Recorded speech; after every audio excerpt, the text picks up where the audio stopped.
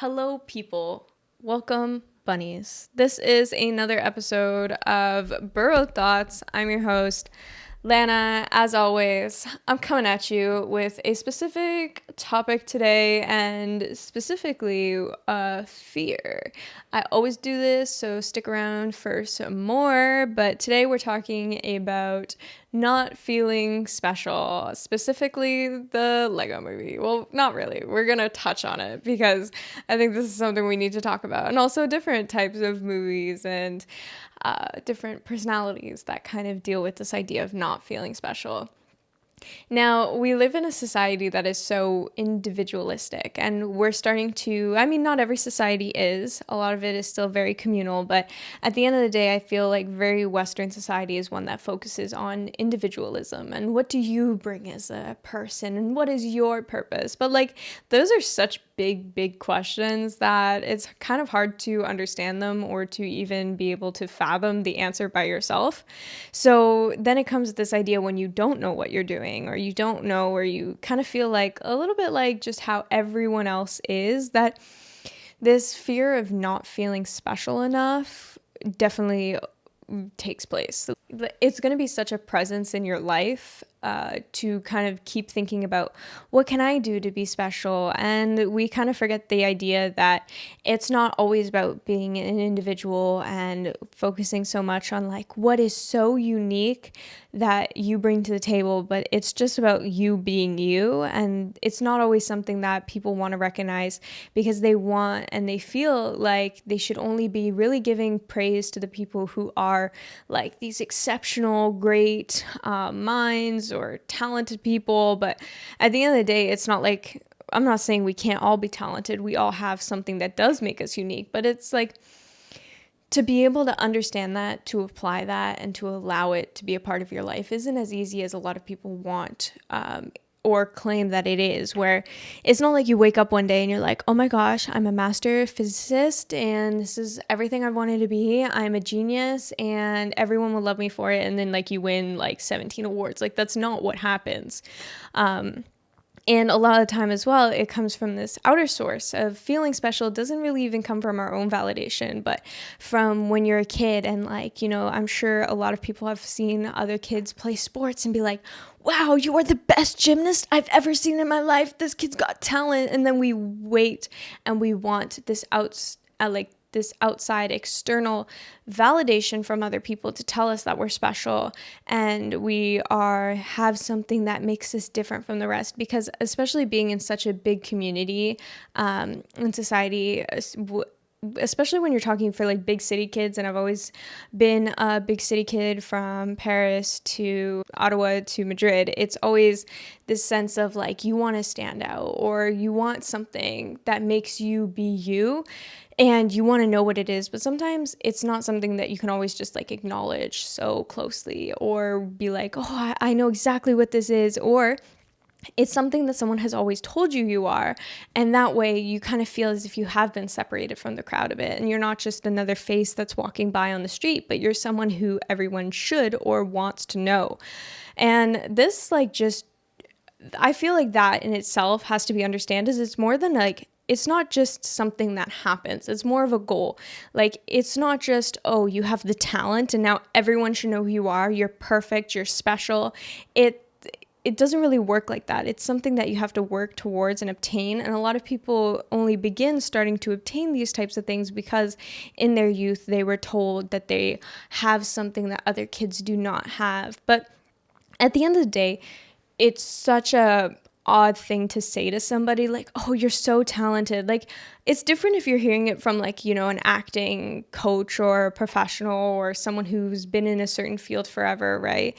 Where, you know, you have maybe like a chemistry professor being like, this kid is a genius. That's a whole different story, because the fact that like you think your chemistry teacher for like grade 3 fucking knows who's a genius or not. Like, yeah, probably that person has seen hundreds of kids, but like a lot of them are not going to be anything different. Like, they won't remember other kids' names. After 2-3 years, I swear, teachers are like, huh, who are you again? And that's normal. They see so many faces. So it may be for that year that you were special or you were talented, but it's holding on to that idea that like, oh, someone told me when I was younger that I was talented at this is very hurtful and damaging to your own ego and confidence, because of the fact that when you think about it, you're not even sure that that person still thinks about it for you. So that external validation, that external source is something you want to avoid, or take a look at and realize and examine whether or not that source is actually supposed to be like your grounding for, oh, you're special. Because who should make yourself feel special is you. There shouldn't be anyone else who's giving you that type of validation. Or even a lot of times it comes from a significant other, where what happens is that person is telling you that there's no one like you and you are like the person for me. And while like the thing is I really I'm really bothered when people say that to me, because of the fact that I feel actions speak louder than words, and that will always be the case. But also, what's really scary about those types of things and people telling me that is that they're going to say that to the next significant other they have. Maybe this doesn't work out. 3 months later, he's going to the next person being like, oh my God, you're my queen. I've never met a woman like you. You're the most beautiful. And it happens all the time. And we do it to pretty much all of our significant others.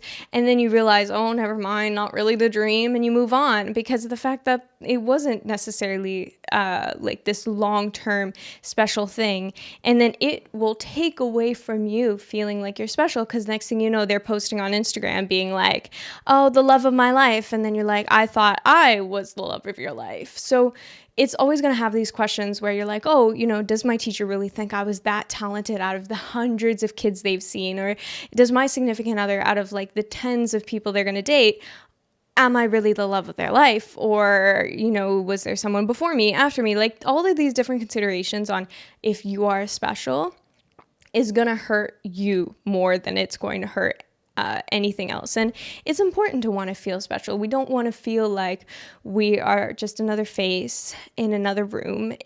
It's just a normal reaction to have. But at the same time, to realize that this can come from a source that is not you is super important, because the only person who can fathom these is you. And what I mean by that is this idea that what happens is that when you find what makes you special and what makes you unique, and it's more of just a factor of observing other people and realizing maybe it's the way you react, or maybe it's your interests, or maybe it's something that you absolutely nerd out to that kind of makes you special in your own way.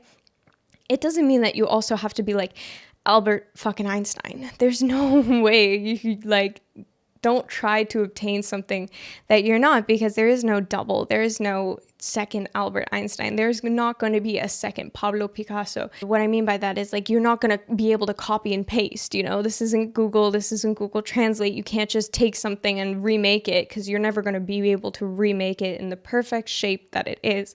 And understanding that you are that is going to free you of so many different obstacles and barriers of this idea that you aren't special. Or, you know, like I was saying, being in such a big society, and especially for big city kids, it's difficult in that way, because you feel like you're always just another one of the crowd, and you're constantly like, especially in certain areas of the world, like bigger cities are less friendlier than others. So it's this idea that you're not always going to be this superstar that shines. But the thing is that the idea that like stupidly like every snowflake is not the same is pretty much true. Like every human is not the same.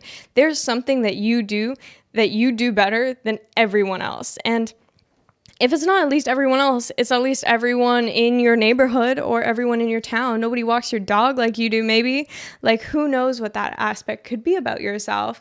The idea that we're like all ordinary, or we're all in a society of exceptional people, is not true. Like, yes, there's a lot of individualism. There's a lot of people on the internet as well who are making themselves popular just for who they are as a person, their personality, and then people fall in love with that. And then you think, and you watch these people too, and you're like, they're so unique, they're so cool. But at the same time, one, it's social media, so a lot of it is a personality. And two, it's not necessarily true. You don't meet people like that every single day of your life. I've not ever really met a person and was like, oh my God, you are so special. Everything about you is amazing. Like, you're not going to get starstruck by people you meet unless like they're a celebrity, but even celebrities technically aren't that special. It's only until you see people with exceptional talents, but then that ends up a whole debate, what actor's better than other actors and who's this and who's that. And it's not easy to just say like, oh, okay, this actor is the best, because someone's always going to have a different opinion than you. And it's just, think of it like that. Like, even if you thought you were the most special person in the world, that there's going to be other people with other opinions, and especially parents are going to be like, my kid's more special than your kid, and your kid is nothing compared to my kid. And it's like a whole PTA meeting debacle. But it's just this idea that you're meant to be special is just a facade that a lot of the internet allows you to perceive, because of the fact that, oh, okay, you see these people who are very interesting, and then after you're like, oh, I don't feel as interesting as these people, or I don't feel like I'm an expert at something, or I'm as knowledgeable as the people that I'm watching. But that's not necessarily a bad thing. It's just this idea that you yourself are special, and understanding that. And sometimes it's more of the mundane things that make you feel as if you are special. And what I mean by that is, I'm going to reference the Lego movie here. Here's where it comes in. Is the fact that, do you want to explain it for me, or? If you want me to. Come. Okay, I'm going to get my lovely Hinata to explain the Lego movie, because she does it better than I do. Yeah. Okay. So I think that the Lego movie is like a prime example of the feeling of not feeling special, or the whole concept of being special. It's even in it's in the plot with the whole title of the special. Emmett, the main character, is a character that fits in. When you think of the everyman, he is the everyman, because he is the most normal person in all of society. He follows all the rules. He does the same things as everyone else. He orders the same coffee. He goes to work every day. His favorite pop song is the same one as everyone else. He does everything exactly as he's supposed to. And all his neighbors, the other people around him, have characteristics about them that are unique. Like, he has the crazy cat lady neighbor, or there's like that, I think he has that one construction coworker that loves hot dogs or something. And the thing is, no one really cares for Emmett, because he's not really unique in any way whatsoever. And because of that, he doesn't feel special. He doesn't feel like there's anything that others can get from him, because he doesn't have anything to give. And when he becomes the chosen one by Vitruvius, he becomes the special. He kind of goes through this whole realization that maybe I am somebody, maybe people can pay attention to me, because at that point, no one really ever paid attention to him. And when he became the special, he felt like maybe he mattered in some way. And this is a parallel at the end when Lord Business, the villain of the movie, it turns out that he also essentially feels the same way as Emmett. He had been trying to get rid of all the master builders because President Business himself didn't feel like he was special in any way whatsoever. He saw that everyone else was all talented and could make all these big creative creations. And President Business, Lord Business, he couldn't really do any of that. And he felt threatened, and his reaction to not feeling special is to bring others down so that he can feel special. He was taking away other people's specialness so that he could feel special in some way.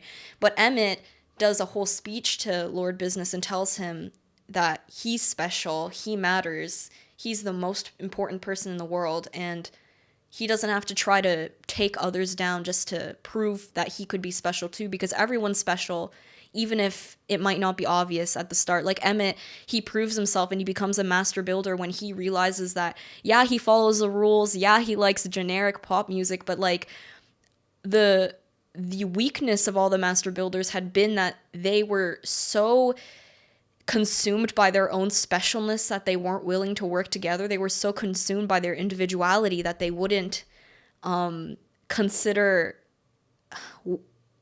harmonizing with other people. And Emmett was able to do that. He knows what it's like to follow the rules and to take others' ideas and bring it to something greater than everyone could be individually. So Emmett was able to be special by being normal. And I think that looking within yourself and just thinking that even the most mundane characteristics about yourself, even if you feel like you might not have any absurdly cool special talent, just the things you like, or just being yourself is special in its own way. I love it. It's so good. I'm so here for it because I think you explained it better than I could, because the fact that I remember watching the movie and I remember it being a very, very good movie, but to just go into detail about how this movie can make somebody feel as well is so important. And I'm a huge fanatic for like how movies are supposed to make you feel. So I'm going to continue referencing like a bunch of them throughout this podcast, but it's one of those movies where it does make you feel like your ordinary days and like behaviors is not necessarily something that is a fault, but it's something that it makes you, and it's an asset for yourself as well. So it's about not looking at everyone else and comparing yourself as well and being like, oh, why am I not like having this, like you're saying, absurd talent? But it's about what can make you like ultimately kind of the ordinariness seem a lot cooler than it is. Another movie that we were thinking about when we were talking about this was the like recent Barbie movie that came out this year, that what ended up happening is the fact that she kind of just wanted to feel like she was the stereotypical Barbie, and at first that really hurt her, and you felt like, oh, all these other Barbies are doing so many cool things and great things, and Barbie is one of those figures that she's kind of meant to represent like this greatness in yourself, but also like sometimes you just want to be ordinary Barbie. And that's exactly what kind of Margot Robbie was able to represent in this movie, was like just this idea of ordinary Barbie. And watching these types of movies and films will definitely like empower you to feel a little bit more like, okay, the ordinary is not necessarily something that's supposed to hinder your life.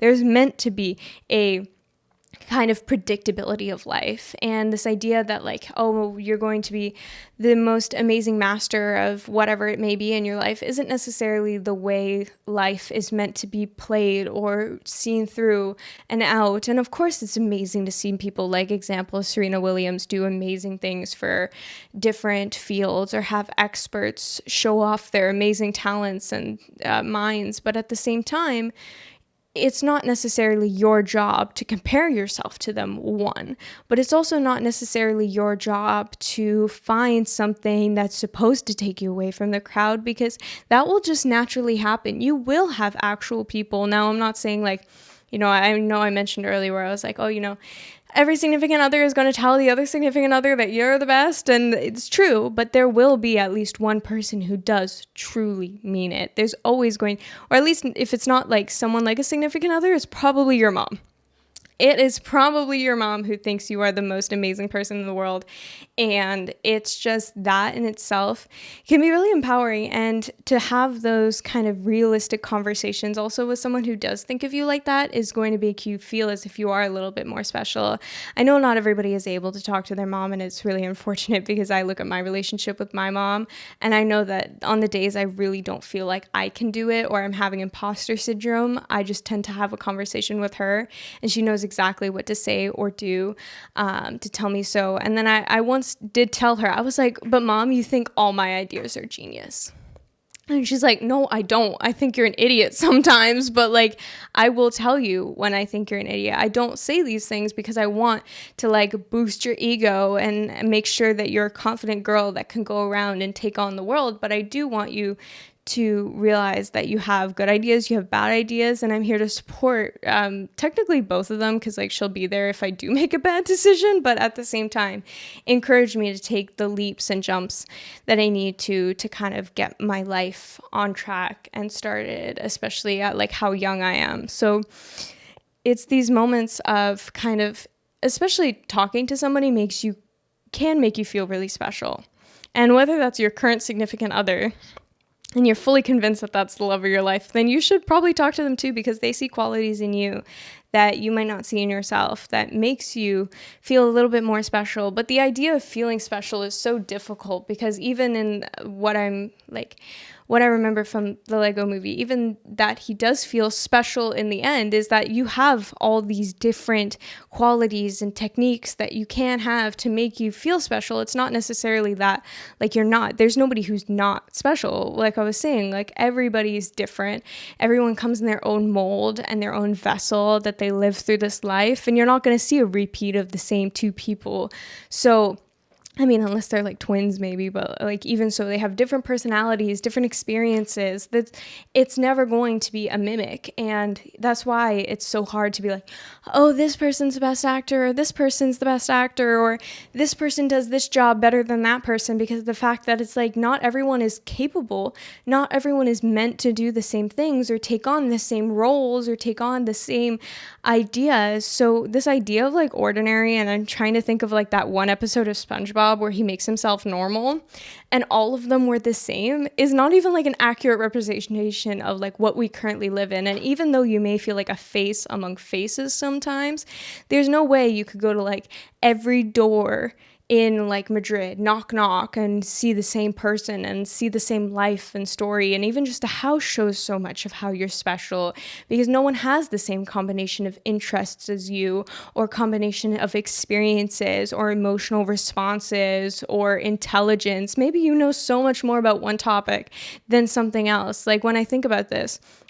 I have a friend, and he took me to like Retiro Park, and he knew so much stuff about the park, and I had like zero idea. Obviously, there's moments like that where I do feel like I'm like, oh, should I know this type of stuff? But at the same time, I know that I probably know a lot more about social media and content creation, with like just job experience and working in it myself, that he probably does not know, and all these different words and just lingo for it. So I'm like, maybe I don't know everything about Retiro Park, but I'm sure there's things I know that he doesn't know. So that's just proof that like you may be knowledgeable in one thing, and this may be like your culture, it may be something you grew up with and you know so much about it, but that doesn't make you entitled to anything just because you're an expert, because there's so many things that you don't know about either. It's this idea that, you know nothing. You are nobody. We're all nobodies at the end of the day, because of the fact that even those biggest people with the biggest names on earth, they don't know everything. They're not geniuses. There's nobody who can consume that amount of knowledge. Now, is it important for life that you continue and you live to learn? Absolutely. But I'm never going to know everything about Retiro Park and be able to hold everything I know about social media and everything I know in my studies. So it's not necessarily that my goal in my life to make myself special as becoming like an expert, but it's more just understanding my own personal quirks and interests that makes me feel as if I am a little bit special. Even if you don't feel special, you have to start finding these little ways to make yourself feel special in order that you can kind of boost your own confidence. No constraints, no limitations. Could you do it all? I think I could. I think I could try at least. And that's the point of life, is not to be perfect, not to get all, like, not to become the biggest star or biggest name in history, but just to be able to say that you're important in your own way. And the biggest way you can be important is to your own self, because your effect on other people is only so limited, because of the fact that at the end of the day, you're never going to be in anybody else's head. You're never going to be able to infiltrate it and explain to that person maybe how special they are to you. But you can try to do that to yourself. And another good tactic as well to remind yourself of how special you really are is the fact that, like, think about the people in your life who are like the most special to you, and how do they influence your life and how you see things. And then start thinking of yourself in the same way that they think about you. Like, try to see it from their perspective and try to see it from, I don't know how to explain that exactly. Like, try to see yourself in the perspective that you see that other person, and you'll realize that there's so much to do, and there's such an interesting outlook there for your own perspective. And then you can realize that even if you do feel quite normal sometimes, or you feel like you're living in all the same houses and you're straight out of that SpongeBob episode, it's never going to be the truth. It's not the reality, and it's just a current emotion that, like I said in my first episode, is the fact that it's one of those moments where you really have to tell your fear, which in this case would be a puppy, to go sit in the corner and lie down, because there's nothing good that comes out with constantly worrying that you're not special enough, and not special enough to do anything good in this world, not special enough to be able to satisfy your external pressures, satisfy yourself. Like, you're not put on this earth to satisfy yourself and everything, and you're not supposed to please everyone and everything.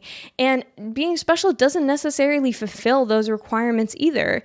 It's going to be one of those things that just hinders. And this type of fear is some of the most damaging, because it's not something that's necessarily just so easily rid of your life. It just ends up kind of perpetuating you more into a deeper hole of self-pity. It prevents you from self-revelation and reflection, because you're just constantly thinking about yourself this way. And one thing as well is the fact that I constantly think about this in how you talk to yourself, because saying that you don't feel special is a huge thing, where you're talking to yourself that way, saying, I don't feel special.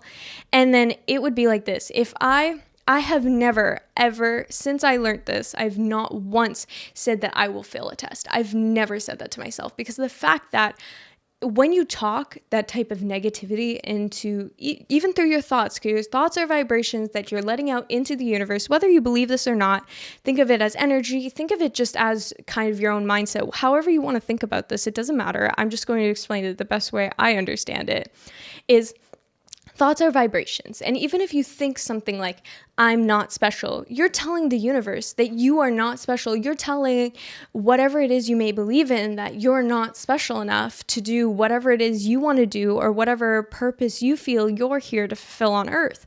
So when you start even using it for the littlest things, like I would never negatively self-talk, even if I didn't study for a test for like 3 days beforehand, I would never ever say to myself like, oh, I'm going to fail this test, or, oh, I don't look pretty today.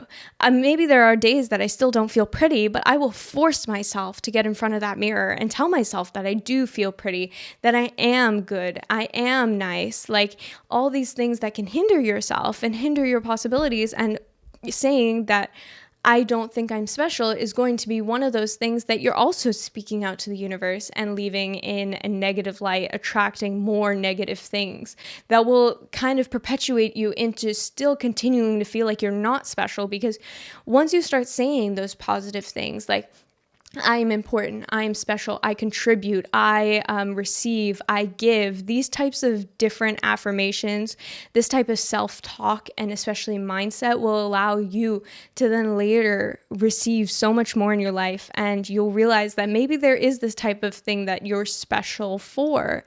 But it's just really that thing that it's so upsetting to me to hear people think about themselves like that, or to be worried, especially for external sources, like I was saying earlier, where you're so worried about how other people had viewed you in the past or how people will view you in the future, and you're just worried that you're not special, when like it's really not something that other people are thinking about when they meet you. Is not, oh, are you special enough? Are you not special? It's something that as people get to know you, they will realize that you are unique, and they will like that uniqueness or they won't. And if they don't, to kick them. That's all I gotta say, is just get them out of here. There's no point to have that negativity in your life. So if you shouldn't be tolerating that type of behavior externally in your outside life, then you shouldn't allow it inside your vessel. You shouldn't allow it in your head, in your mindset, in your thoughts, because it is also a part of you. As kind of like negatively I am thinking about talking about it, it's also just about realizing how positive you are as a person. And it's so unfortunate that people don't realize how lucky they are to just be them, to have a vessel for another day, to be able to live another day in their life, and just to feel like that in itself is so special, because not everybody did wake up this morning. Not everybody is going to continue to do the things that you are able to do that day, even if you are in the shittiest situation possible. So I want to just kind of summarize a little bit everything that I've gone through, which is the fact that you shouldn't be negatively speaking about yourself in the first place, and not feeling special is one of those negative self-talks. So try to find a way to manipulate those negative thoughts and make it into something positive, which is easier said than done. But at the same time, reminder that it is a little puppy and you can tell it to sit down in the corner whenever you want, because this is a fear that will end up hindering your possibilities. And let go of what people have said to you in your past or future, or what you've heard. Maybe you were a part of a soccer team where everyone else was told that they were so talented and you never heard that. Because like, believe me, it sucks when I'm like in Spanish class and my Spanish teacher's like, everyone's improving so much, and then doesn't say it to me. Like, that sucks, because I'm like, oh, am I special enough to not be doing good? But being special is going to ultimately end up in your own hands. That is a decision and a feeling that is left up to you, and you shouldn't be leaving it to any external source to tell you whether or not you are special or not. Whether it's your parents, whether it's your situationship, anything that ends up kind of going on in your life, it shouldn't be coming from the outside, but it should be coming from the inside. And sometimes take the time to acknowledge the people that you feel are special and to thank them, but also to try to see yourself in that same light that you see the people who are special to you. And that would make you maybe feel better off. So it's a difficult conversation to have, and I'm very proud to anybody who has entered in and said that, you know, this is the conversation that they need to hear or want to hear. This piece actually came from someone who told me that this was their biggest fear, that they weren't fit enough for society to feel like as if they were special. And it's a big thank you to people who feel vulnerable enough to kind of come up and want to talk about these things. So I highly suggest that if you have any interests or want to share and be vulnerable within the Burrowed Thoughts community, you always have options on my Instagram in the comments of this video, or you can check out all my other stuff to feel maybe a little bit more validated, which is something we'd all like to hear sometimes. But until next time, bunnies, thank you so much for watching, and I will tune in with you next Sunday.